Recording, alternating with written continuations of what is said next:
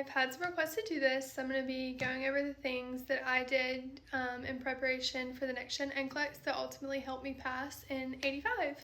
I'm in the middle of my orientation week for my first ever new grad nursing job. I'm on a break this afternoon, so I figured this would be a good time to do it while the information is still fresh.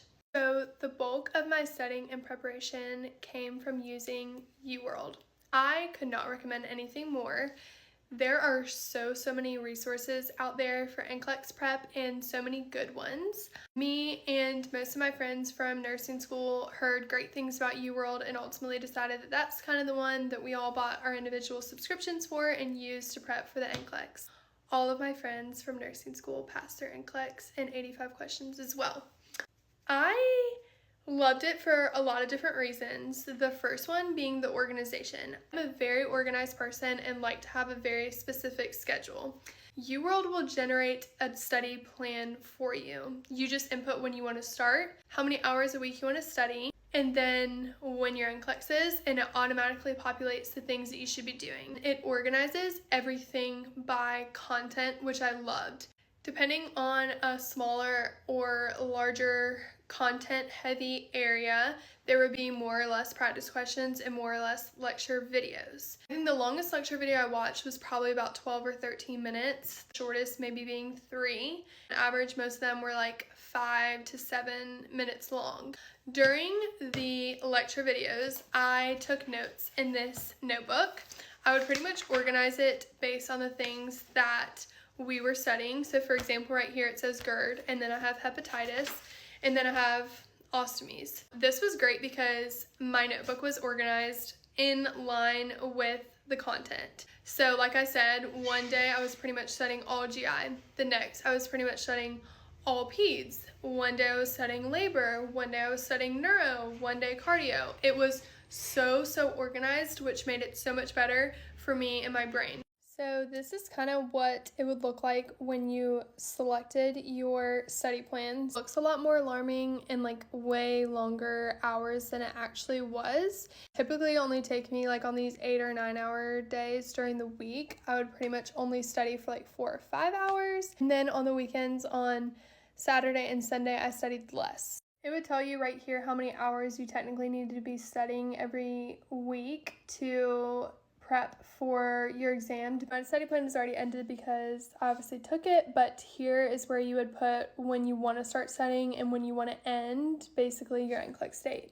If you ever fell behind, you could come back on this edit study plan and put recompute with overdue assignments, and it would repopulate what you need to be studying each day based on the ones that you fell behind on, which happened to me a lot.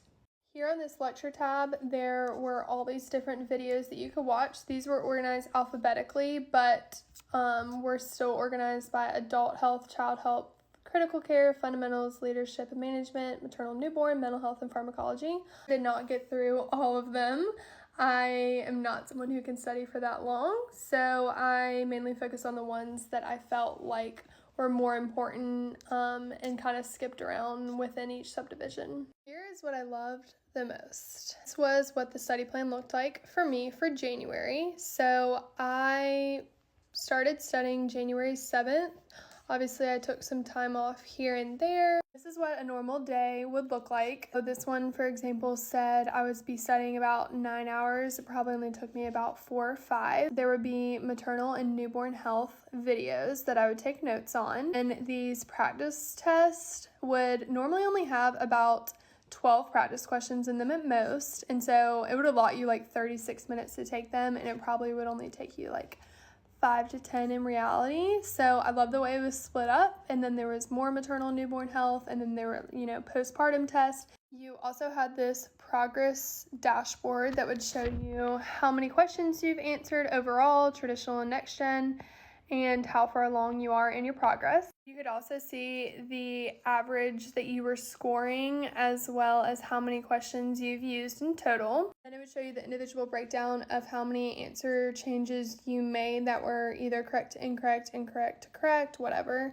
Average time spent on questions in comparison to the average, and then kind of what the median percentile rank is for people using this, as well as where you fall and if you're on track. For me, I studied for about 3.5 weeks took my NCLEX, and then was scheduled to start work 2 weeks later. There was a lot of pressure because if you don't pass, you have to wait 40 days and all that kind of stuff. You start hearing of your friends from your nursing school that have started taking it, have started passing, what they thought, how they felt about it. So there's a lot of pressure, and it's easy to get in your head. For me, I'm not a great standardized test taker. I was so nervous about taking something like the NCLEX and just knew all the things that were writing on it and not want to have to retake it again. I was burnout from studying, knew I had to start work in 2 weeks, and was excited, so didn't want to have to be retaking it. So I put a lot of effort and time into studying and doing these practice questions. Obviously, it is so much easier said than done, but the biggest thing is just staying confident and calm. You know so much more than you think, especially if you put in the work prior to taking it and do so many practice questions. You just have to answer one by one. Try not to look at the number in the top corner and think about when your NCLEX might be shutting off. You have to really think through the rationale of each and every question. I'm someone who's guilty of reading a question very quickly and missing one important question.